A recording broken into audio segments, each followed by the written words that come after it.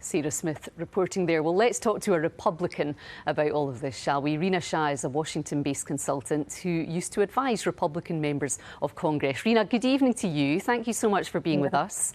I just wonder what your assessment of this latest indictment is and how important and significant you believe it to be. Well, this is the year that it's raining indictments for former President Trump. You know, we could never have really predicted at what point this all would come to fruition. For so long, 2.5 years, many Americans have not been able to forget the scenes of the riot on the Capitol on January 6, 2021.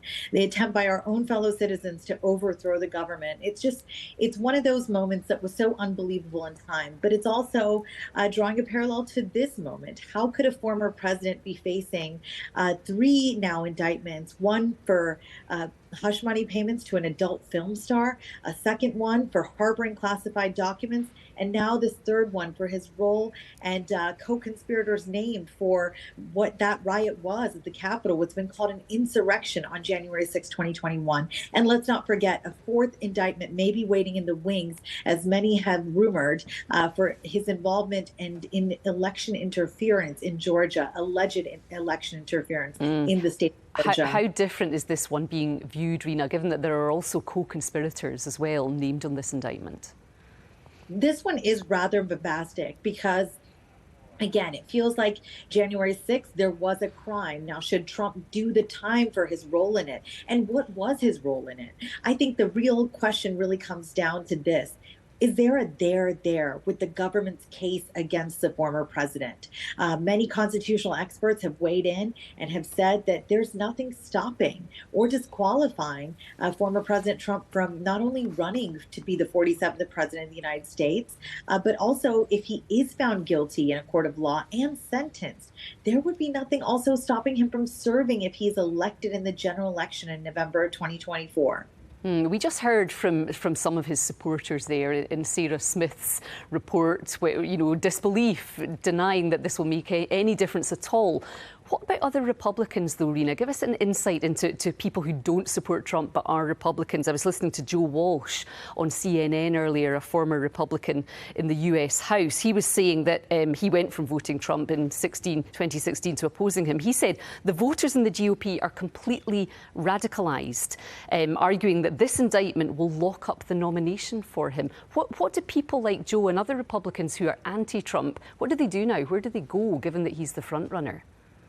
Well, they stay right where they're at because the moderate faction, the anti-Trump faction of the Republican Party has grown. There's empirical data to show that. After the midterms of last fall, we saw how Trump candidates lost really badly in their general elections. They might have made it through the primaries of the Republican Party in their own states, but when it came time to face down a Democrat in the general election, those candidates who were running for Congress did not fare well. So Trump was really the kiss of death for many Republican congressional seat seekers last go around. So I really think that props up this not notion, but now essentially fact that the moderate faction of the Republican Party is growing in power. It is not as small as it used to be, and the MAGA faction is dwindling in size. So at this very moment, it's hard to tell who's going to really win out when it comes to getting the GOP presidential nomination. But what we see so far is a very crowded field of what would be considered establishment challengers who are waiting for that entryway to see how they can topple Trump. Do you think briefly they'll end up uniting behind one, because that would appear to be their best hope at the moment?